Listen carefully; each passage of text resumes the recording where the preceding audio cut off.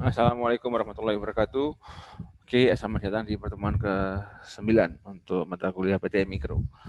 Pada pertemuan kali ini kita akan mendiskusikan mengenai siklus bisnis atau business cycle. Oke, jadi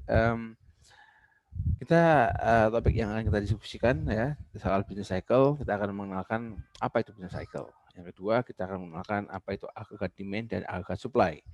Dan yang ketiga, bagaimana agregat demand dan agregat supply bisa digunakan untuk menjelaskan fluktuasi ekonomi.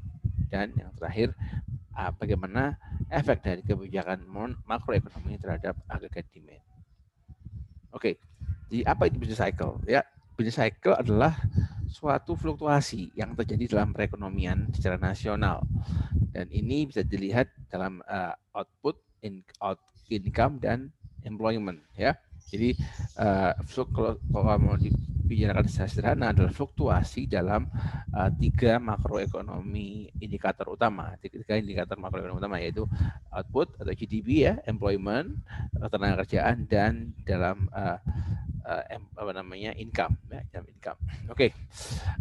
Juga price juga masuk dalam cycle. Jadi price fluktuasi dalam harga, fluktuasi dalam output and income ya.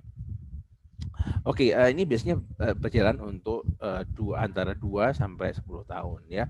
Jadi suatu business cycle ditandai oleh adanya ekspansi dan kontraksi ya dari hampir seluruh sektor dalam perekonomian. Oke. Jadi itu ya. Jadi sebenarnya siklus bisnis adalah satu fluktuasi perekonomian secara keseluruhan ya, yang dilihat dari output, income, employment ya. Seperti itu. Oke, jadi dalam business cycle ada dua macam ada dua kategori ya komponen business cycle. Ada periode resesi, yaitu periode di mana GDP mengalami penurunan ya. Tapi di GDP ingat yang dipakai adalah GDP real GDP yang digunakan untuk menghitung pertumbuhan ekonomi ya, bukan PDB nominal atau GDP at market price atau harga berlaku ya. Jadi ketika resesi adalah ketika GDP real mengalami penurunan dan unemployment atau pengangguran naik ya, GDP-nya turun dan pengangguran naik. Ini didefinisikan sebagai resesi ya. Jadi ini biasanya digunakan sebagai indikator suatu perekonomian yang dikatakan mengalami resesi ketika GDP real turun untuk dua kuarter dalam setahun ya, berdekatan dua kuartal. Nah ini kan kemarin kalau Anda mengikuti soal COVID ini kan ada perdebatan soal apakah Indonesia itu sudah masuk resesi karena BDW kalau GDP real itu turun, itu maka akan jadi negatif growth. Pertumbuhannya akan negatif growth-nya. Karena rumus pertumbuhan adalah GDP-T dikurangi sama GDP-T minus 1 dibagi sama GDP-T minus 1. Nah, ketika GDP-T lebih besar daripada GDP-T minus 1, maka itu akan positif. Pertumbuhannya positif. Tapi kalau GDP-T-nya lebih kecil, penurunan ya declining, maka akan menghasilkan negatif growth, pertumbuhan ekonomi yang bernilai negatif. Nah, kita lihat kuartal pertama Indonesia di tahun 2020 itu masih positif pertumbuhannya. Memang mengalami kontraksi, jadi base-nya tumbuh 5%, cuma tumbuh 2%, 2-3%, saya lupa angka pastinya. Sedangkan negara lain di dunia itu kuartal pertama 2020 sudah mengalami negatif growth. Ya, kemudian di kuartal 2 baru Indonesia mengalami negatif growth. Jadi kalau by definition textbooks itu belum mengalami resesi karena masih positif, walaupun dia menurun GDP-nya masih positif. Ini jadi perdebatan para pakar waktu itu karena walaupun kita nggak negatif tapi GDP di kuartal pertama itu cukup dalam jatuhnya, dari 5% ke 2% itu sudah setengahnya gitu kan, seperti itu ya. Jadi ada perdebatan. Nah setelah angka pertumbuhan ekonomi kuartal 3 keluar ya, di kuartal 3 kita masih negatif. Nah inilah baru secara resmi kita dibilang mengalami resesi Indonesia karena ada 2 kuartal berturut-turut mengalami pertumbuhan ekonomi yang negatif gitu ya.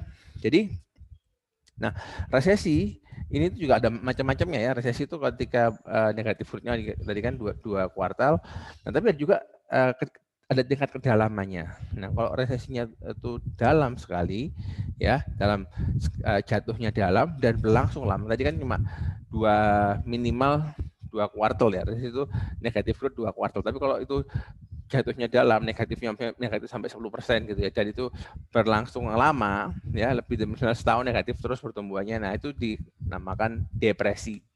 Jadi depresi kalau mau dibilang sebenarnya adalah bentuk resesi yang parah ya, parah dari segi kedalaman negatif growth-nya semakin besar dan semakin lama maksudnya lama kan, tadi mungkin kalau dia 2 kuartal negatif, kuartal ketiga positif, berarti kan sudah nggak resesi lagi kan, kayak gitu.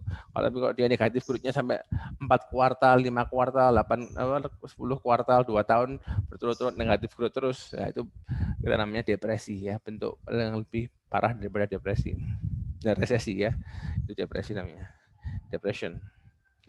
Oke, nah ini kalau kita mau gambarkan, tadi kan saya ceritakan secara konseptual. Kalau kita mau ilustrasikan, maka kita akan dapat kurva seperti ini ya.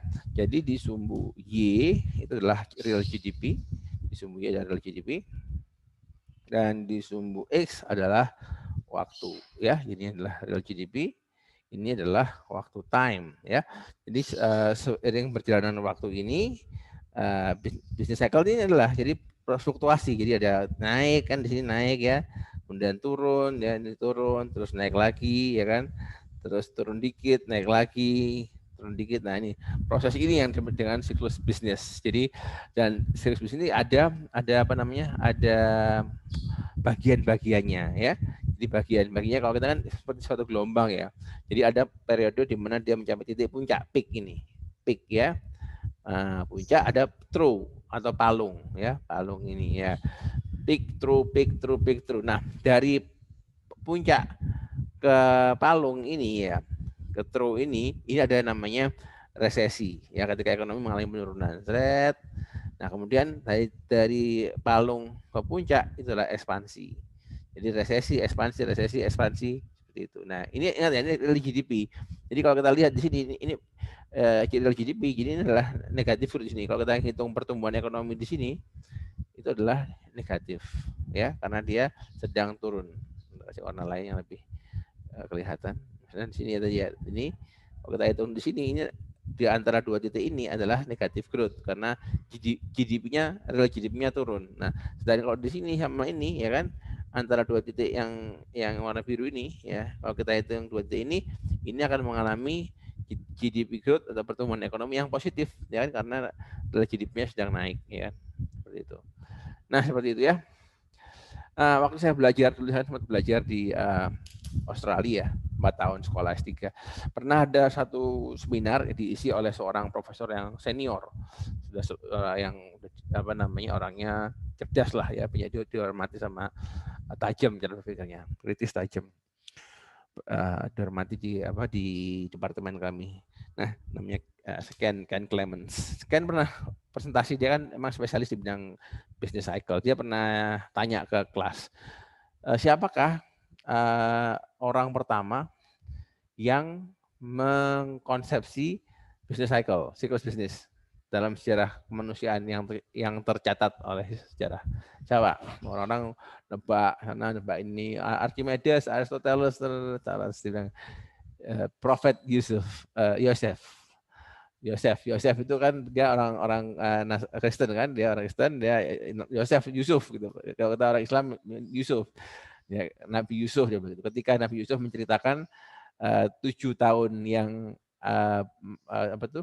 akan ada menafsirkan mimpi raja, 7 tahun yang sejahtera diikuti dengan 7 tahun yang paceklik, 7 tahun surplus pangan diikuti dengan 7 tahun paceklik pangan ya. Jadi itu yang sedang menciptakan siklus bisnis. Ada fase ekonomi yang lagi boom ya. Kita juga bilangnya kondisi ekspansi itu boom, ekonominya lagi boom, lagi meledak ekonominya. Boom dan bust juga mungkin sebagai menambah referensi ya. Ada namanya boom and bust ya. Boom and bust. Jadi boom itu adalah kondisi ketika ekonomi sedang seperti ini, katanya boom ya, naik ke atas, lagi meledak ekonominya. Bust itu meledak, balon yang meletus. Bust itu ketika ekonomi lagi jatuh. Sorry. Ketika ekonomi lagi jatuh itu dibilang bust, boom and bust. Jadi kalau bust itu kondisi ketika ekonominya lagi down ya, lagi down. Nah, si 7 tahun yang ceritanya si Nabi Yusuf tadi, yang ini bilang inilah periode bust ya. Jadi ketika ekonomi lagi turun. Nah, si 7 tahun itu 7 tahun yang ekspansi, yang 7 tahun pertama yang sapi gemuk itu terus habis itu 7 tahun berikutnya yang sapi kurus makan sapi gemuk itu adalah kondisi resesi ya atau depresi kan 7 tahun ya lama ya gitu. Nah itu adalah dokumentasi pertama dari berdasarkan dalam sejarah manusia. Wow, kita sempat surprise gitu ya karena nggak menyangka bisa ditafsirkan seperti itu. Dan kalau mau dilihat lagi si Nabi Yunus kan dia melakukan forecasting tuh, prediksi ke depan, ya kan. Jadi kita bisa bilang bahwa ekonom tertua pertama dalam sejarah kemanusiaan mungkin Nabi Yusuf gitu karena dia melakukan tugas sebagai ekonom. Ya kan, dia melakukan proyeksi ekonomi dan dia kemudian melakukan kebijakan ekonomi yang diperlukan supaya ekonomi tetap stabil, ya kan. Dia melakukan kebijakan stabilisasi tuh. Jadi kebijakannya dia saat surplus jangan semua dimakan, makan secukupnya, sisanya taruh di gudang-gudang. Ya, jadi ketika musim paceklik kita bisa makan, kan fungsi stabilisasi supaya apa? Supaya dampak dari siklus bisnisnya nggak terlalu parah gitu loh kepada konsumen. Jadi konsumen dipaksa untuk menjaga konsumsi supaya jadi itu flat out, kita flat out consumption cycle gitu loh. Kalau kita selalu mengkonsumsi sebanyak yang kita hasilkan, kita nanti ketika kita sudah terbiasa dengan konsumsi tinggi, ketika income jatuh, kita akan susah untuk melakukan adaptasi konsumsi. Jadi dia saat ekonomi boom, kita konsumsinya tetap perlu aja, ya karena untuk sisa surplusnya kan savingnya kita saving untuk ketika ekonomi lagi jelek. Jadi kita akan mengkonsumsi surplus tadi dikonsumsi di waktu savingnya dikeluarkan di waktu ekonomi lagi down, lagi jatuh, ya kan? Jadi gitu. Nah, jadi juga kalau kita kan waktu Nabi Yusuf ditawari posisi kalau sebagai bentuk rasa terima kasih raja kan dia bilang itu berikan aku posisi sebagai bendaharawan negeri gitu karena aku orang yang bisa dipercaya, aku orang yang amanah. Nah itu kalau posisi itu kalau kita mau proyeksi ke sekarang ya kira-kira Menteri Keuangan lah, ya Menku gitu lah karena ngatur perbendaraan negara gitu. Makanya Anda sebagai ekonom Muslim ya perlu suatu figur yang jadi teladan ya itu adalah Nabi Yusuf. Dan Nabi Yusuf kita tahu Nabi yang sangat ganteng yang gitu ya, yang ekonom kebanyakan kayak gitu kan. Ekonom itu rapi bajunya ya kan, parlente gitu kan. Jadi set ekonom sebagai profesional yang good looking and rapi, profesional itu sudah di set up sejak zaman Nabi Yusuf gitu kan, smart, bisa memproyeksi masa depan gitu. So ya, gitu ya. Oke, thank you. Sekarang kita lanjut lagi ini. Oke, sekarang kita lihat fakta-fakta soal siklus bisnis ya. Jadi zaman Nabi Yusuf itu kan ekonomi masih sederhana ya, didominasi oleh pertanian. Jadi shock dari ekonomi itu berasal dari alam banyak kan, ya karena ekonomi sangat bergantung sama pertanian. Dan alam itu irregular ya, tidak teratur dan unpredictable gitu, tak terduga gitu kan, tiba-tiba hujan, tiba-tiba banjir gitu ya. Jadi itu. Nah, jadi itu sampai berlaku sampai sekarang ya. Ekonomi itu juga penuh dengan kejutan ya. Kita nggak bisa memprediksi secara pasti. Ketidakpastian itu selalu ada dalam ekonomi. Kayak ini COVID ini siapa yang memprediksi akan ada COVID? Nggak ada kan? Dan sebagian besar krisis ekonomi itu nggak terprediksi. Nggak tiba-tiba jadi aja gitu krisisnya. Jadi nggak ada dua bisnis cycle yang benar-benar sama tuh nggak ada gitu. Jadi nggak ada formula yang pasti yang bisa digunakan untuk memprediksi durasi dan waktu adanya siklus bisnis. However, ya ada seorang ahli ekonomi namanya Naurel Robini. Naurel Robini, Anda yang suka belajar ya, nganggur-nganggur nanti silahkan cari Naurel Robini kalau nggak salah ini namanya. Naurel Robini, kalau saya nggak salah, coba cari ya. Jadi ini adalah seorang ekonom yang berhasil memprediksi beberapa krisis penting, seperti krisis Asia, krisis yang mortgage itu 2008. Dia ini ekonom yang sukses memprediksi beberapa krisis penting ya di sejarah perekonomian modern gitu. Sampai dia itu dikasih nama Dr. Doom. Tahu nggak Dr. Doom? Anda yang suka komik mungkin tahu Fantastic Four tuh ada namanya Dr. Doom. Jadi seorang dokter, seorang ilmuwan tapi yang jahat gitu ya. Doom. Doom itu juga bisa berarti kiamat kan, Doom. Jadi Dr. Doom. Jadi karena dia dokter yang bisa memprediksi kiamat atau kiamat ekonomi ya, atau economic recession. Ini dia punya website, dia sering jadi konsultan mahal sekarang bayarannya dia karena dianggap sebagai orang yang bisa memprediksi masa depan ya, Dr. Doom. Oke. Tapi itu hanya anomali, kebanyakan ekonom nggak bisa melakukan hal seperti itu ya.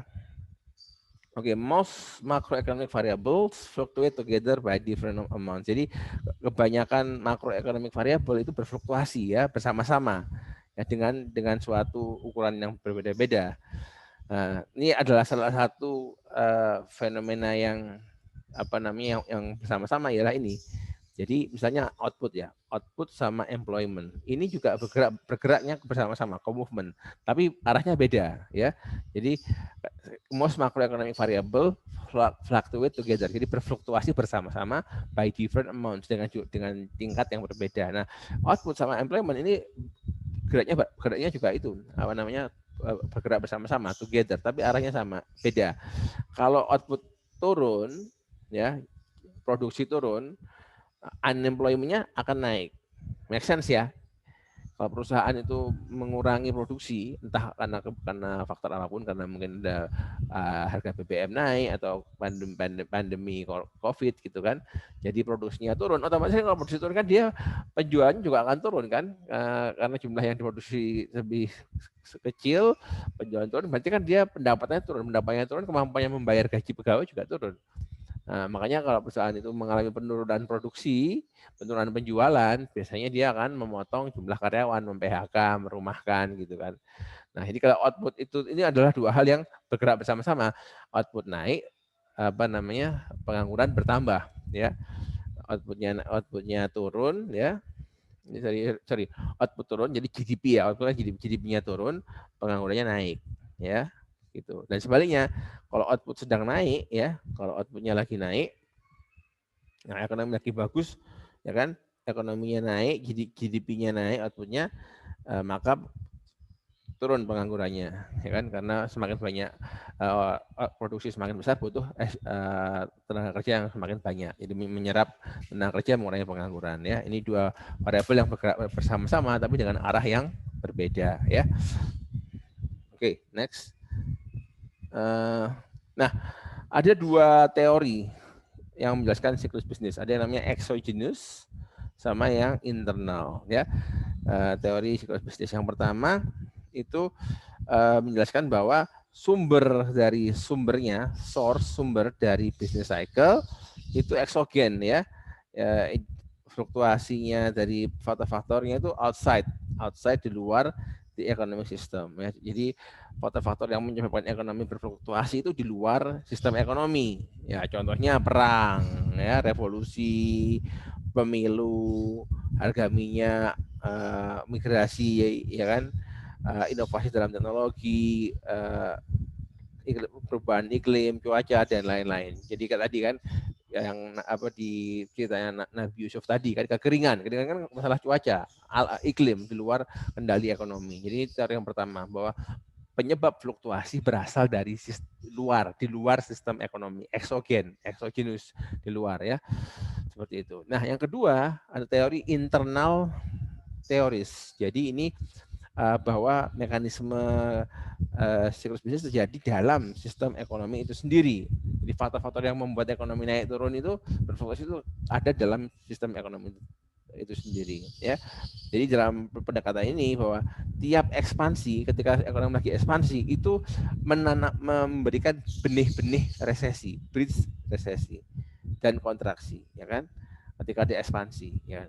Dan sebaliknya, ketika ada kontraksi adalah benih-benih terjadinya ekspansi. Gimana Pak Rumaya logikanya? Oke, saya ambil satu case aja ya. Misalnya sekarang ini krisis COVID kan, semua ekonomi jatuh semua. Termasuk sektor yang terkena ialah pasar saham. Pasar saham jeblok, harga saham jatuh, ya kan? Nah, ketika harga saham jatuh karena perusahaan-perusahaan yang di sektor real kan pada susah kan penjualannya karena COVID. Ketika harga saham jatuh, itu merugikan buat orang yang punya investasi dalam saham. Rugi kan, karena dia portofolionya dia banyak asetnya dalam saham. Tapi buat orang yang portofolionya nggak di saham, misalnya dia portofolionya emas, mungkin dia tuh pegangnya emas. Nah, emas kan lagi naik harganya kan, orang-orang pada anggap emas itu adalah safe haven, investasi yang paling aman. Jadi ketika ada resesi, orang lari ke emas semuanya, lepas aset-aset yang lain, lepas saham, obligasi lainnya ke emas, emasnya naik. Nah, buat orang yang nggak punya saham, nggak punya portofolio kekayaan di asetnya itu nggak di saham, tapi dia emas anggapnya gitu, atau mungkin dia tanah gitu ya. Ketika ini apa namanya harga saham jatuh, ini kesempatan nih, wah murah nih. Nanti kalau ekonomi normal pasti naik lagi ya, diborong sama dia. Nah, dalam proses memborong aset-aset apa tuh saham-saham yang murah ini, apa namanya itu pasar saham menjadi aktif kembali yang tadinya lesu ya karena banyak yang lari melepas saham. Investor-investor yang tadi nggak pegang saham ini, yang berbondong-bondong borong saham, ini pemborongan ini menciptakan aktivitas ekonomi di pasar saham, sehingga ekonomi bergerak gitu loh. Lama-lama berakumulasi kan pakai konsep multiplier ya, menjadi kemudian menstimulasi ekonominya jalan lagi, jadi kembali ekspansi lagi. Ya, itu salah satu contohnya gitu ya. Jadi ketika resesi memang betul harga saham murah jeblok, tapi ini juga ada opportunity di sana, ya kan? Orang-orang, oh ini ada perubahan gaya hidup baru nih, ya kan? Misalnya orang menciptakan fast food yang lebih murah, ya kan? Jadi muncul inovasi-inovasi yang mencoba untuk memenuhi kebutuhan manusia yang muncul di saat krisis. Nah, ini kemudian menjadi suatu bisnis baru yang bisa menggerakkan ekonomi gitu ya. Dan sebaliknya ketika ekonomi lagi ekspansi, ada orang ngawur, orang kalau udah ekspansi duitnya banyak, investasinya ngawur. Ya kan, beli apartemen, beli ini kayak yang di Amerika kan gitu.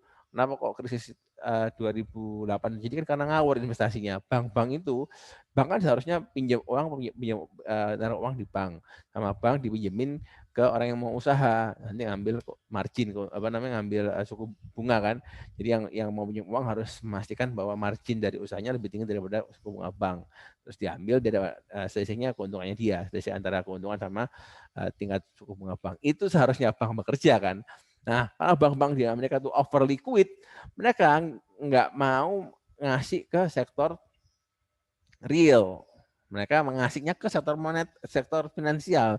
Jadi bank itu masuk ke pasar saham, masuk ke obligasi, beli saham, beli ini. Jadi sektor duit yang dikumpulkan di sektor keuangan dibuat investasi di sektor keuangan lagi, nggak ngalir ke sektor real.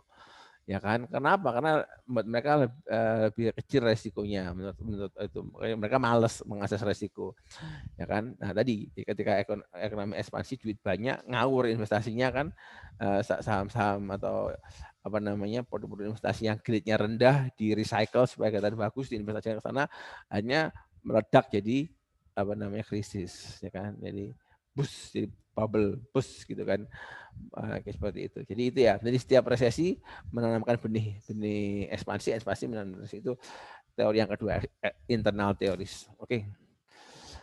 Oke, sekarang kita akan belajar soal agregat demand ya. Untuk bisa memahami siklus bisnis fluktuasinya, kita akan menggunakan suatu model yang namanya agregat demand, agregat supply ya.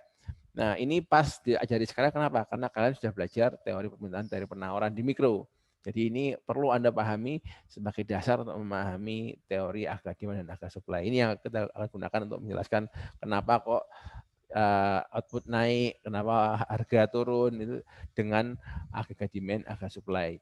Sekali lagi ya, yang kita sudah bahas di mikro, supply dan demand itu sakti. Kalau Anda belajar itu, Anda bisa menjelaskan banyak hal dengan modal demand dan supply, termasuk makroekonomi. Oke, yuk kita pelajari. Agregat demand adalah total atau agregat kuantitas dari output yang ditawarkan untuk tiap harga tertentu. Ya. Jadi itu adalah namanya agregat demand. Ya. Jadi berapa jumlah kan ini kan total agregat, berapa sih total kuantitas agregat yang mau dibeli ya oleh penduduk suatu negara atas tingkat harga tertentu dengan yang lainnya jika konstan ya. Berapa jumlah output ya agregat seluruh output yang mau dibeli ya oleh masyarakat dengan harga tertentu lainnya konstan, itu harga demand. Jadi harga demand adalah penjumlahan sum of spending, penjumlahan pengeluaran oleh konsumen, oleh bisnis, pemerintah dan juga asing ya dalam perekonomian. Itu harga demand ya. Oke, kita lihat. Nah, ini gambarnya seperti ini ya. Ini harga demand. Ada ini seperti kurva demand biasa, sumbu Y adalah harga dan sumbu X-nya adalah quantity. Tapi ingat di sini adalah aggregate demand, bukan demand yang di mikro. Jadi ini price di sini nggak merujuk pada satu harga tertentu, tapi merujuk pada seluruh harga yang ada dalam ekonomi. Nah, ini kemudian secara pengukuran menggunakan indeks ya, price index, karena dengan price index kita bisa mengagregasi harga-harga yang ada di dalam perekonomian menjadi satu indeks, satu komposit indeks komposit. Nah, di sini juga iya, quantity di sini adalah quantity dalam artian quantity untuk output dari bukan satu barang tertentu, tapi seluruh barang yang ada dalam perekonomian. Ya, ini quantity, total output alias GDP kalau kita mau diukur dengan GDP. Ini output and price. Bahasa konseptualnya output and price. Ya, bahasa konseptual. Bahasa pengukurannya, bahasa operasionalnya GDP and price index. Price indexnya terserah ya, bisa CPI ya kan, juga bisa deflator ya, bisa dua-duanya. Oke. Nah, kembali lagi kan, ini kan harga kan ya, ini C konsumen. Jadi konsumen sama seperti yang di mikro kan, semakin harga semakin mahal, pembelian semakin sedikit. Ya sebaliknya, kalau harga semakin murah, pembelian juga semakin banyak. Ini si konsumen kayak gitu pola konsumsinya, ya kan? Isi investment juga gitu. Ini ke sini C ya ditambah sama I, ini adalah pembelian oleh perusahaan, sama juga dia. Ini pembelian oleh pemerintah juga gitu ya. Kalau murah beli banyak, kalau mahal beli sedikit. Dan juga ekspor, ini ekspor impor, ini adalah luar negeri ya. Ini adalah namanya aggregate demand. Jadi ini adalah akumulasi dari akumulasi demand ya pada tingkat harga tertentu dari seluruh ini pada harga sekian, ini diakumulasi, ini adalah total output yang mau dibeli oleh seluruh pelaku ekonomi dalam satu negara ya. Oke, nah sekarang kenapa kok harga demand itu berbentuknya downward sloping ya? Kalau Anda di mikro kan belajar soal teori substitusi kan ya, ada income effect, ada substitution effect yang menjelaskan mengapa harga demand berbentuk negatif. Nah, di makroekonomi ada 3 penjelasan, ada wealth, ada interest rate, ada exchange rate. 3 penjelasan mengapa harga demand itu downward sloping. Yang pertama, efek kekayaan ya. Jadi ketika harga turun ya, harga turun, maka nilai kekayaan akan naik ya. Nilai kekayaan akan naik. Jadi Anda kalau punya aset, harga turun, aset Anda menjadi lebih bernilai karena harga ini harga barang ya. Jadi kalau ngomongin harga sembako, harga ini turun, aset Anda jadi lebih bernilai. Kenapa? Karena kemampuan aset Anda membeli barang semakin besar karena harga barangnya jeblok sekarang ya. Kalau aset Anda terjadi meningkat nilainya, nilai realnya, maka Anda jadi secara relatif menjadi lebih kaya daripada sebelumnya. Kalau Anda merasa lebih kaya dari sebelumnya, maka biasanya orang akan meningkatkan belanjanya. Ya kan? Karena dia menjadi asetnya bernilai lebih besar secara real, jadi ini dia akan meningkatkan belanjanya. Nah, ketika belanjanya meningkat, jumlah yang diminta akan naik. Ya kan? Jadi kemudian itu hubungan, jadi P sama Q itu berhubungan terbalik. Penurunan harga akan membuat jumlah barang yang diminta akan meningkat, ya kan? Karena konsumen akan belanja lebih banyak. Itu penjelasan dari wealth ya. Sekarang penjelasan dari interest rate. Nah, ketika harga turun, ya, interest rate itu akan turun nilainya, ya. Kenapa? Ingat, interest rate di sini adalah real interest rate. Jadi real interest rate ya adalah nominal interest rate, I adalah nominal interest rate dikurangi sama inflation. Nah, ini adalah inflasi ya. Ini adalah konsep real interest rate. Jadi yang dilihat sebagai investor itu adalah realnya. Karena kalau cuma interest rate doang, ini ambigu ya kan. Oh, BI apa namanya bank sekarang suku bunganya 10% setahun. 10% per tahun berapa inflasinya? Inflasinya 12%. Nah, sama juga bohong, ya kan? Artinya inflasinya lebih gede daripada suku bunga. Jadi kalau duit kita hanya taruh di bank akan tergerus oleh inflasi. Nah, ya kan kayak gitu. Jadi orang akan lihat tuh real interest rate gitu loh. Berapa besar gap antara suku bunga yang ditawarkan dan inflasi gitu. Nah, kembali ke sini ya. Jadi kalau harga turun berarti kan inflasinya turun. Nah, penurunan harga adalah penurunan inflasi, ya kan? Inflasi turun berarti kalau ini turun ini kan naik berarti kan? Oke, bentar. Ini ngomongin kalau harga turun berarti suku bunga juga akan turun. Ya, maka belanja akan naik. Negatif kan dia. Oke, ya. Oke, investment spending akan meningkat karena suku bunga turun ya. Jadi suku bunga turun, kenapa nih? Ini bukan dari sini deh. Ini untuk pembelian ya. Kalau yang turun berarti oh ya, ini sorry, ini tuh untuk orang yang menabung ya. Untuk orang yang menabung, sorry. Oke. Bukan untuk yang ada dua kan, ada loanable fund, ada yang ini untuk yang loanable fund. Orang yang mau meminjamkan uang, ya menabung di bank, bukan orang yang mau investasi. Sorry. Ya, jadi kembali lagi ya. Ketika suku bunga harga-harga turun, maka suku bunga akan turun, ya. Suku bunga akan turun, ketika harga turun, suku bunga akan turun. Karena kenapa kok suku bunga turun? Karena sekarang apa namanya harga-harganya turun, suku bunga akan turun. Nah, itu akan membuat investasinya naik, ya. Investasi naik karena suku bunga turun. Nah, jadi jumlah yang diminta akan bertambah karena penurunan suku bunga, ya, seperti itu. Ya kan lebih murah sekarang. Ya kan kalau apa? Karena seringkali suku bunga itu penetapannya mengikuti inflasi, ya kan? Ini asumsinya dipengaruhi oleh pemerintah ya. Jadi pemerintah kan punya kontrol terhadap suku bunga. Kalau misalnya inflasinya naik, pemerintah berusaha untuk mengerem suku bunga dengan kebijakan kontraktif, menaikkan suku bunga supaya inflasinya turun. Tapi sebaliknya kalau misalnya suku bunga rendah, justru pemerintah akan memberikan melonggarkan ekonomi. Ini suku bunga rendah nih, suku bunga diturunkan supaya ekonomi jalan. Ya, karena suku bunga itu menunjukkan inflasi itu ya berhubungan sama suku bunga, jadi sangat berhubungan erat ya. Jadi inflasi kalau inflasi tinggi itu ekonomi cenderung lagi overheating, harus direm. Nah,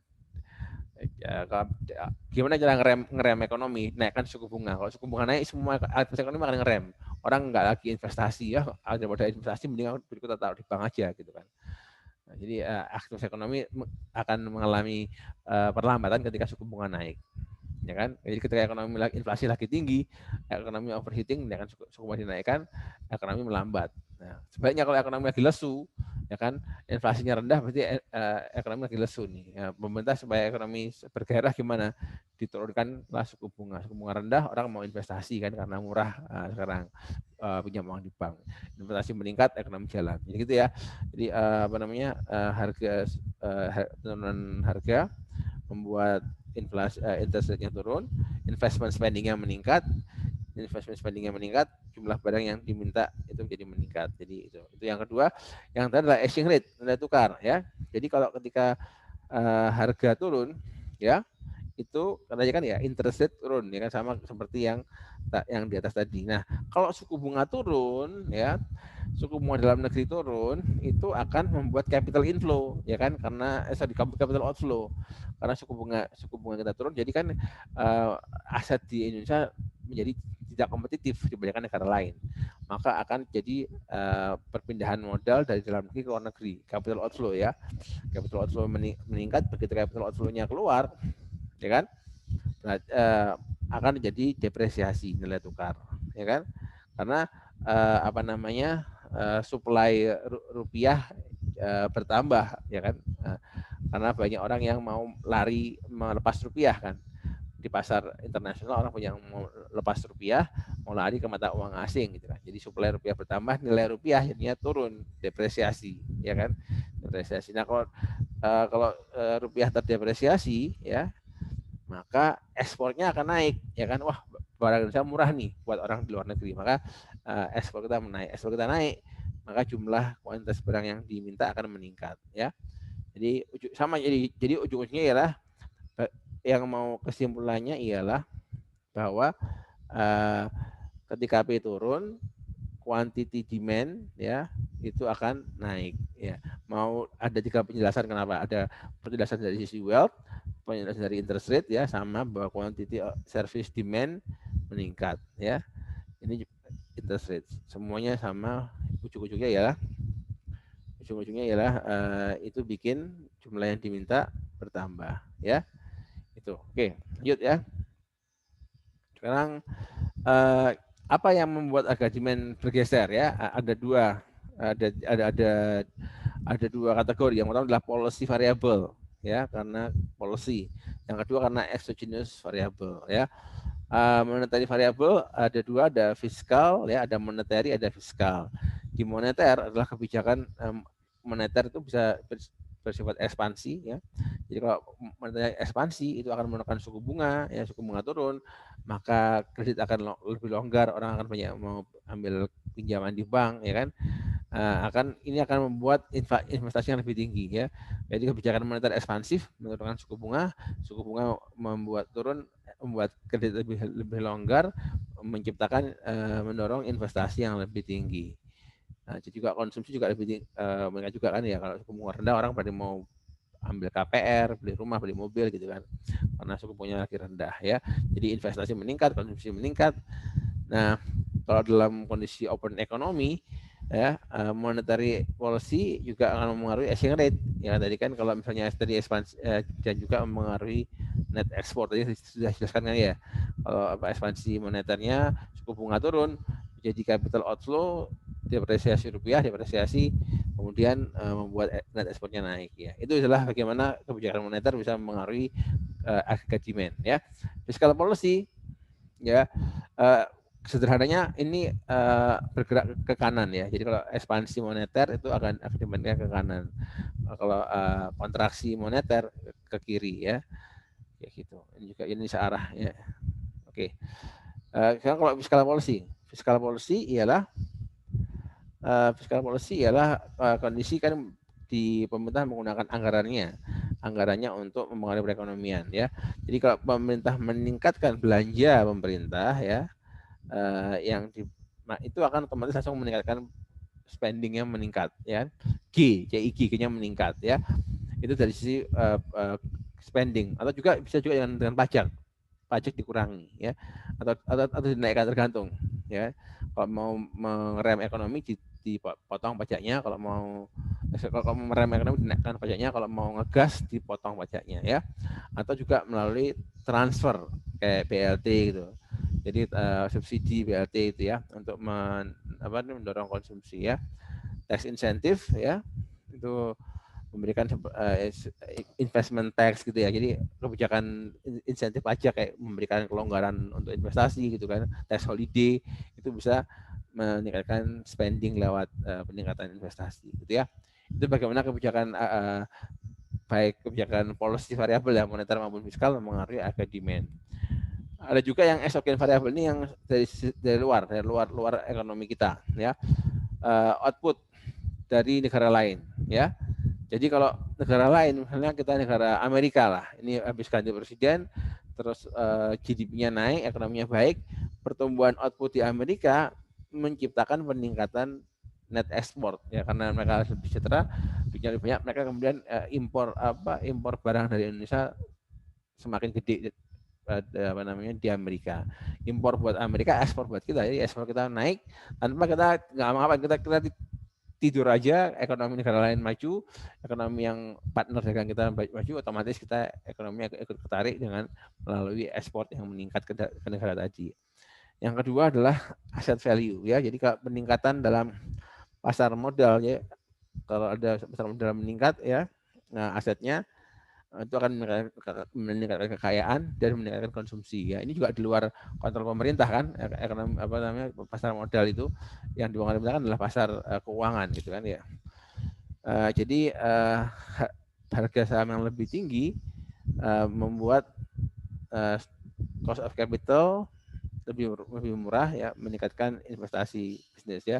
Jadi kan perusahaan bisa melakukan ekspansi usaha lewat dua jalur, pinjam lewat bank ya kan, atau dia di pasar modal dia jual sahamnya ya kayak gitu ya. Nah ini yang dipengaruhi pemerintah kan yang pertama, yang soal kredit perbankan, yang non perbankan kayak pasar modal pemerintah nggak itu eksogen di luar nilai aset ya, bukan kebijakan pemerintah. Nah terus advance dalam teknologi, kalau ada perubahan teknologi ya, perubahan teknologi yang meningkat membuka peluang baru ya kan, kayak industri 4.0 gitu kan ya, karena adanya Google Map dan lain-lain itu membuat adanya kesempatan untuk bisnis lain. Gojek, Anda bisa nggak membayangkan Gojek kalau nggak ada Google? Anda bisa nggak bayangkan Gojek kalau nggak ada misalnya Google Map ya kan, nggak ada HP, smartphone, bisa nggak jalan kan ya. Nah, kan ada teknologi itu muncullah bisnis baru ya. Jadi kayak gitu ya. Ini itu di luar yang sifatnya kontrol pemerintah, itu eksogen ya, di luar eksogenus ya. Jadi foreign output ya, nilai aset, perkembangan teknologi dan lainnya. Lainnya ini ya kayak faktor politik gitu kan, kayak perang antara pemerintah sosialis dan kapitalis gitu kan. Ada perang ya kan. Ini yang harga minyak naik ya. Jadi ini banyak sekali sebenarnya. Karena saking banyak itu jadinya itu unpredictable. Kenapa kok ekonomi itu kapan dia naik, kapan dia turun, itu ada unsur unpredictable-nya karena ada banyak faktor lain yang mempengaruhi perekonomian ya. Faktor politik gitu yang mempengaruhi. Oke, itu jadi sebenarnya. Sekarang ngomongin soal supply ya. Supply adalah kalau dari demand itu adalah sisi konsumen ya, sisi yang spending, belanja produk ini yang memproduksi supply ya. Jadi agregat supply adalah total quantity of goods and service ya, total yang suatu perekonomian itu mau untuk mensuplai ya untuk benda tertentu. Jadi agregat supply menunjukkan behavior dari sisi produksi dari suatu perekonomian ya. Jadi agregat supply adalah suatu panel yang menunjukkan suatu tabel yang menunjukkan level of output yang akan diproduksi di level nasional ya, di tiap tingkat harga tertentu dengan menjaga faktor lain konstan.